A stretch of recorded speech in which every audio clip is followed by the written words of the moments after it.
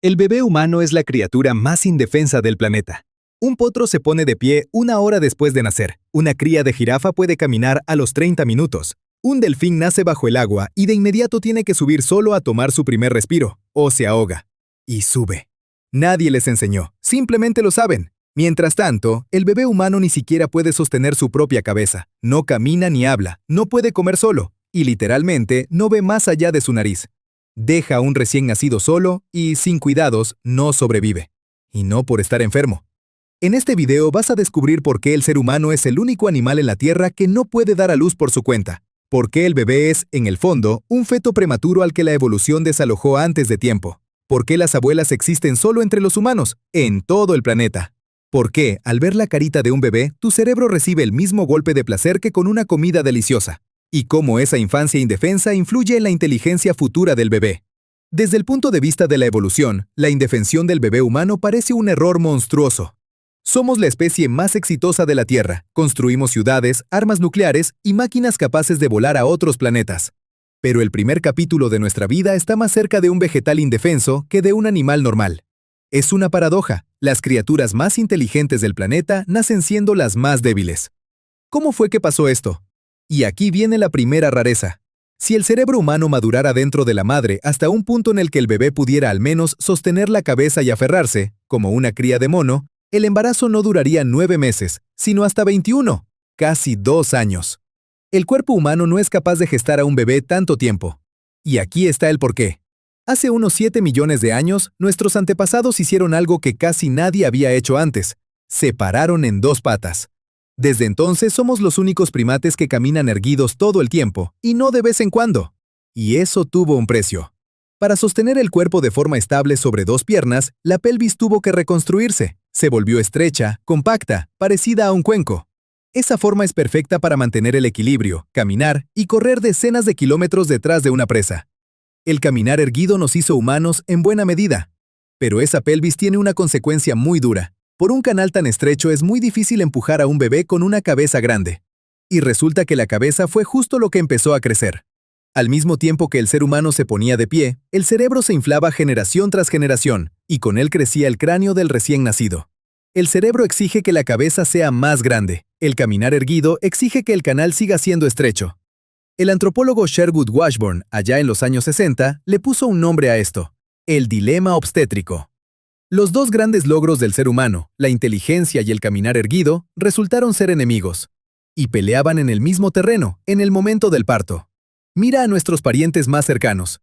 En el chimpancé, la cría sale con facilidad y de inmediato queda mirando hacia la madre. Ella da a luz sola, toma a su pequeño y lo aprieta contra su cuerpo. Se las arregla sin ayuda de nadie. En el humano es todo al revés. La cabeza del bebé apenas logra salir, de lo grande que es para el canal. Y el pequeño sale mirando en sentido contrario a la madre, de espaldas a sus brazos. Por eso ella no puede ayudarse a sí misma. No alcanza al bebé como debería, no puede sostenerlo, no puede ayudarlo a tomar su primer respiro. Lo que en otros animales sale solo, en el humano no se logra en soledad. La antropóloga Wenda Trevathan, que estudió el parto desde una mirada evolutiva durante décadas, notó algo simple. El ser humano casi siempre necesita a alguien más al lado para dar a luz. Y esto no es una moda moderna. Las asistentes de parto, las parteras, las mujeres que reciben a los hijos de otras, existen en todos los pueblos sin excepción. En los hospitales de las grandes ciudades y en las tribus del Amazonas, que vivieron miles de años sin ningún contacto con el mundo exterior. Donde hay personas, el parto nunca es asunto de una sola. Detente a pensarlo un segundo. Somos la única especie de la Tierra que no puede traer descendencia al mundo por sí sola. La yegua da a luz sola, la gata también. La ballena, bajo el agua, en plena oscuridad, y aún así lo hace sola. Y la criatura más inteligente del planeta necesita a alguien al lado en el momento de nacer. Y esto es apenas el comienzo, porque dar a luz a un bebé antes de tiempo es solo medio problema. Después hay que hacer algo con ese pequeño indefenso. Y aquí empieza lo más extraño. Como no se puede gestar al bebé hasta que esté listo, la evolución eligió la única opción que quedaba: soltarlo antes de tiempo, y terminar de armarlo ya por fuera. Suena descabellado, pero así es exactamente como venimos al mundo. El pediatra Harvey Karp propuso llamar a los primeros 3 meses de vida del bebé el cuarto trimestre. Es decir, Una continuación del embarazo, solo que ahora el bebé está en tus brazos y no adentro. En buena ley, todavía le faltaría crecer un montón en la panza de mamá. Pero ya está aquí, antes de tiempo, con un cerebro que por ahora funciona apenas. Y mira hasta qué punto. El cerebro de un recién nacido pesa solo alrededor de una cuarta parte del de un adulto. Imagina que compras un celular, y por dentro trae apenas una cuarta parte de lo necesario. El resto se va instalando después, solo, sobre la marcha. Más o menos así nacemos. Para su primer cumpleaños, el cerebro del bebé ya llega a 3/4 partes del de un adulto. Casi todo el volumen, en un solo año. Ninguna otra criatura termina de construir su cerebro a esa velocidad después de nacer. Y la velocidad aquí es tan difícil de creer que cuesta. En los primeros años de vida, en el cerebro del bebé, aparecen alrededor de 1 millón de conexiones nuevas entre células cada segundo. No al día ni a la hora, por segundo. Mientras lees esta frase, en la cabeza de un bebé en algún lugar se acaban de trazar millones de caminos nuevos. Por eso los bebés duermen tanto. En ese rato, dentro de su cabeza hay una obra en construcción, que no tiene igual en la naturaleza. Pero lo más interesante ni siquiera es la velocidad. Es lo que se construye ahí. Casi todos los animales nacen con un programa ya listo por dentro. El cervatillo sabe cómo pararse. La araña teje su telaraña, aunque nadie le enseñó. El ave no necesita un manual para volar. Todo lo importante ya viene grabado en ellos desde el nacimiento, como los ajustes de fábrica de un celular nuevo. El ser humano tomó otro camino. Nacemos casi vacíos. Y en eso está todo el sentido. El cerebro vacío del bebé es como si esperara a que le carguen los datos del mundo de alrededor. ¿Qué idioma? ¿Qué reglas? ¿Qué es sabroso? ¿Qué es peligroso? ¿Cómo comportarse? Todo eso se carga después de nacer, a la medida del entorno y la sociedad concretos en los que cayó el bebé. Aquí va un ejemplo de carne y hueso. El recién nacido escucha absolutamente todos los sonidos de todos los idiomas del mundo. Por ejemplo, un bebé japonés en sus primeros meses distingue sin problema nuestras R y L, aunque los adultos japoneses casi no los distinguen y los confunden todo el tiempo. Patricia Kuhl, de la Universidad de Washington, mostró qué pasa después. Hacia el año más o menos, el cerebro del bebé se queda solo con los sonidos que realmente escucha a su alrededor y deja de notar todos los demás. Él mismo se ajusta a su idioma materno y tira lo que sobra. Por eso un lobo nacido en Siberia y un lobo nacido en España se comportan casi igual. Los dos son lobos, el programa es el mismo. En cambio, un humano puede crecer en la tundra, en la selva, en una ciudad enorme o en una islita en medio del océano. Y en cada lugar va a dominar su propia vida, distinta a todas las demás. Esa flexibilidad no la tiene nadie más en la Tierra. Y viene justo de ese cerebro vacío, a medio construir, de un bebé indefenso. Y ahora mírate a ti. El idioma en el que piensas, las costumbres que crees tuyas, lo que te sabe rico y lo que te da asco, lo que es normal y lo que da vergüenza. Casi todo eso se cargó en ti en los primeros años, antes de que pudieras siquiera elegir algo. Tú no decidiste qué descargar primero, lo hicieron por ti los que estaban cerca. Y aquí surge una nueva pregunta. Si el bebé nace tan indefenso y sigue siendo una carga tanto tiempo, ¿quién lo lleva encima durante todo ese rato? En la mayoría de los animales, la respuesta es sencilla. A la cría la lleva la madre. Ella la parió, ella la amamantó, y al cabo de un tiempo, la cría se fue a vivir su propia vida. En el humano no funciona así. Nuestro bebé es una carga demasiado pesada para una sola persona. Llora más seguido que las crías de otros monos. Se despierta de noche una y otra vez. No lo puedes simplemente sentar en tu espalda, como a un monito. No sabe aferrarse, hay que cargarlo en brazos. Y alimentarlo, sin parar. Una sola madre con semejante peso termina reventada. Y la naturaleza resolvió este problema de forma inesperada. Al bebé humano no lo cría una sola persona, sino toda la familia. Ayudan el padre, los hermanos mayores, las tías, los tíos, los primos. Y hay alguien que ayuda especialmente. Aquella sobre la que muchas veces todo descansa. La abuela. Y aquí empieza lo verdaderamente extraño. La antropóloga Kristen Hawkes, de la Universidad de Utah, vivió mucho tiempo entre los Hadza, en Tanzania, un pueblo que hasta hoy consigue su comida cazando y recolectando, como nuestros antepasados hace miles de años. Hawkes suponía que las mujeres mayores, cuyos hijos ya habían crecido, descansaban. Y resultó que trabajaban más que nadie. Pasaban horas desenterrando raíces comestibles, cargando comida, alimentando a los nietos, a veces con más empeño que las propias madres jóvenes. Y entonces, Hawks hizo una pregunta que pocos antes se habían tomado en serio. ¿Por qué la mujer vive todavía muchos años después de dejar de tener hijos? Piensa lo raro que es. En casi todos los animales, la hembra es capaz de tener crías casi hasta su muerte. En cambio, en el humano la mujer puede vivir 30, 40 años después de que ya no va a tener más hijos. Desde el punto de vista de la evolución, es un sinsentido. ¿Para qué gastar recursos en alguien que ya no se reproduce? A la respuesta de Hawks la llamaron la hipótesis de la abuela. Sí, la mujer misma ya no da a luz, pero ayuda a sobrevivir a sus nietos. Los alimenta, los cuida, le libera las manos a su hija para que pueda criar a más hijos. Resulta que la abuela aporta a la continuación de la familia, no de forma directa, sino a través de los nietos. Y donde se comprobó, todo cuadra. Mientras más activa es la abuela consiguiendo comida, más fuertes y rápido crecen sus nietos. Y ahora un dato que pocos conocen. Vivir mucho tiempo después de que la hembra dejó de tener crías es una gran rareza en la naturaleza. Aparte del humano, eso lo tienen apenas unas pocas especies, y las más conocidas entre ellas son las ballenas. En las orcas, la hembra vieja, que hace mucho no tiene crías, se vuelve la jefa de la manada. Recuerda dónde buscar peces en un año de hambre, y guía tras de sí a toda la familia. La orca vieja le hace falta viva a la manada, igual que la abuela les hace falta a sus nietos. Resulta que las abuelas, en la naturaleza, solo existen entre los humanos y un par de especies de ballenas. Y aparecieron porque nuestra cría es demasiado indefensa para que la madre la críe sola. Pero lo que sigue es todavía más interesante. La científica Sarah Hrdy estudió toda su vida la maternidad en humanos y en monos y propuso una idea inesperada. Estamos acostumbrados a pensarlo así. Los humanos son buenos y cariñosos, por eso se ayudan unos a otros a criar a sus hijos. ¿Y si fuera al revés? ¿Y si nos volvimos buenos y sensibles, justamente porque nos tocó criar en común a bebés indefensos?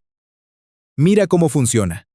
Para que un montón de personas distintas se ocupen de un mismo bebé, no se peleen y no lo abandonen, todas necesitan saber sentirse entre sí. Entender sin palabras que el bebé tiene hambre, notar que se cansó quien lo cargaba y que ya toca relevarlo. Confiarle a un desconocido a tu propio hijo, aunque sea por un minuto. Todas esas habilidades, captar lo que sienten los demás, ponerse de acuerdo, confiar, hubo que desarrollarlas solo para poder criar a nuestros hijos difíciles. Y esto ya te toca a ti personalmente. El que seas capaz de sentir el dolor ajeno, de entender sin palabras que tu amigo anda de mal humor, de confiar en alguien que ni siquiera es tu pariente. Todo eso, quizás, creció a partir de una sola tarea que nuestros antepasados resolvieron durante millones de años. ¿Cómo conservar entre todos la vida de un bebé que solo no sobrevive?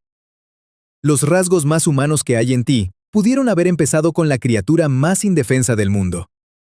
Pero incluso toda la familia, la madre, la abuela, las tías, no alcanza para que el bebé sobreviva seguro. La naturaleza necesitó un truco más. Hazte una pregunta simple. ¿Por qué los bebés se consideran tiernos? ¿Por qué, al ver a un niño pequeño, los adultos se derriten, empiezan a hablarle en diminutivos y estiran las manos para cargarlo? Uno diría, ahí está acostado un humano chiquito, ¿qué tiene de especial? Y sin embargo, la reacción de ternura le surge a casi todos de inmediato. Y no es casualidad, sino una trampa que la evolución incrustó directo en la cara del bebé. Allá en los años 40 del siglo pasado, el científico Konrad Lorenz, que observó animales toda su vida, notó un patrón. En las crías de las especies más diversas, humano, gatitos, cachorros, la cara está armada según un mismo molde. Cabeza grande con frente amplia, ojos grandes, mejillas redondas, nariz pequeña y un cuerpecito rechoncho. Lorenz lo llamó el esquema del bebé. Y aquí está el truco. Basta con que un adulto vea esa combinación de rasgos para que por dentro se le accione como un interruptor. Dan ganas de proteger, de cuidar, de resguardar. Pero, ¿por qué nos engancha justo esa combinación? Lorenz lo explicó así. Al cerebro le tomaría demasiado tiempo y trabajo averiguar de verdad quién tiene enfrente y si esa criatura necesita ayuda. Por eso la naturaleza tomó un atajo y nos grabó una señal de reconocimiento sencilla, algo así como una contraseña. Cabeza grande, ojos grandes, nariz pequeña, mejillas redondas. El cerebro ve ese conjunto y sin pensarlo, de forma automática, suelta una sola orden. Tienes enfrente a una cría. Protégela. Justo por eso la reacción es tan infalible y tan rápida. Y justo por eso se deja engañar tan fácil. Esa contraseña no comprueba si tienes enfrente a un humano o no. Por eso un gatito, un cachorro y hasta un personaje de caricatura con ojos grandes y carita redonda reúnen ese mismo código. Y nos derretimos ante ellos igual que ante un bebé. Y aquí salta una pregunta.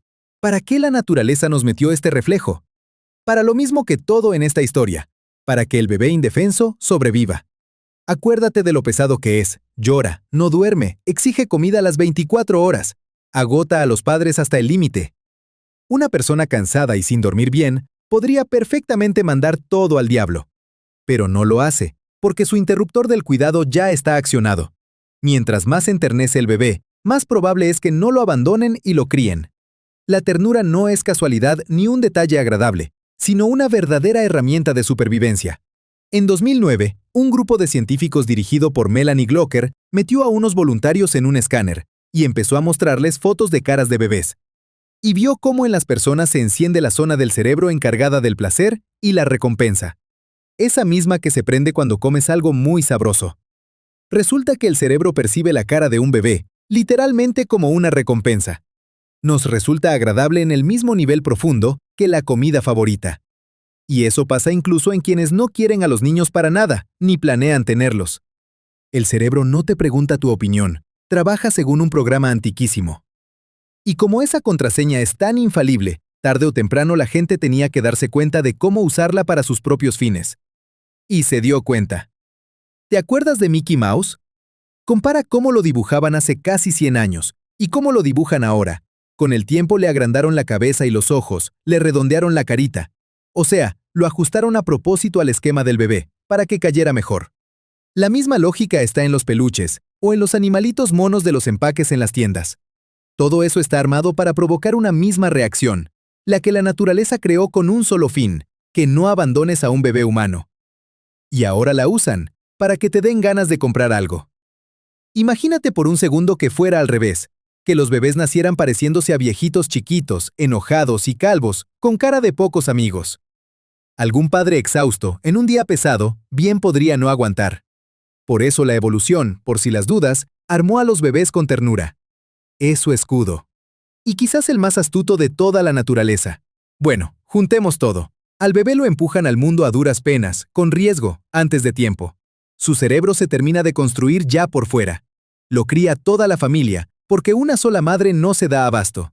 Y encima viene armado con ternura, para que no lo abandonen por nada del mundo. ¿Cuánta fuerza gasta nuestra especie en un solo bebé? ¿Pero vale la pena? Durante años, los científicos estaban seguros de que todo era sencillo.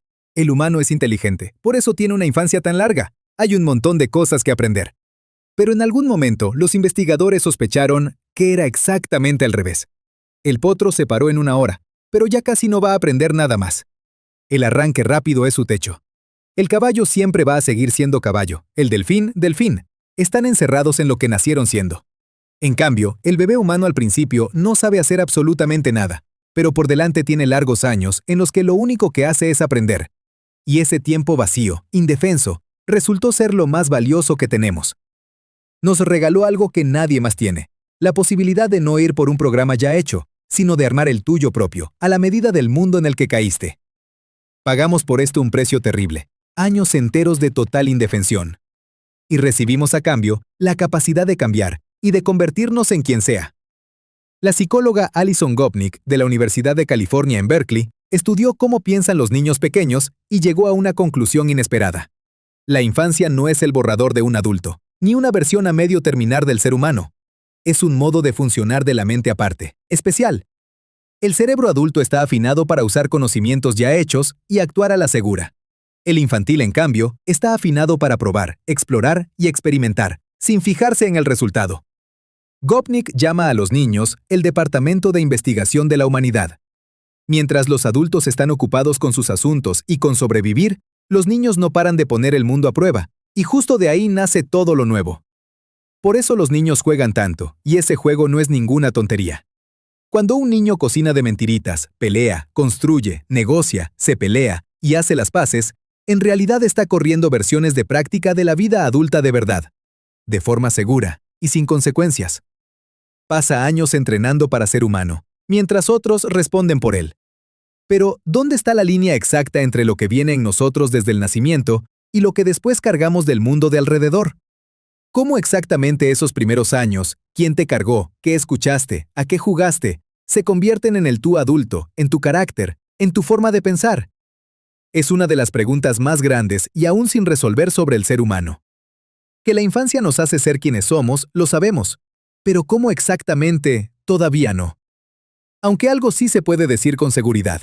El bebé humano, que no podía ni levantar la cabeza y no habría llegado a la mañana de haberse quedado solo, según todas las medidas de la naturaleza, parecía un fracaso total. Y resultó que justo él, el más indefenso de todos, al final construyó ciudades, inventó la escritura y llegó hasta otros planetas. Cada palabra de cualquier idioma, cada descubrimiento, cada canción, todo lo que creó nuestra especie, empezó con una criatura que sola no habría aguantado ni un día. En tu primera hora de vida, no podías ni voltear la cabeza. Y justo por eso, no te has detenido hasta hoy,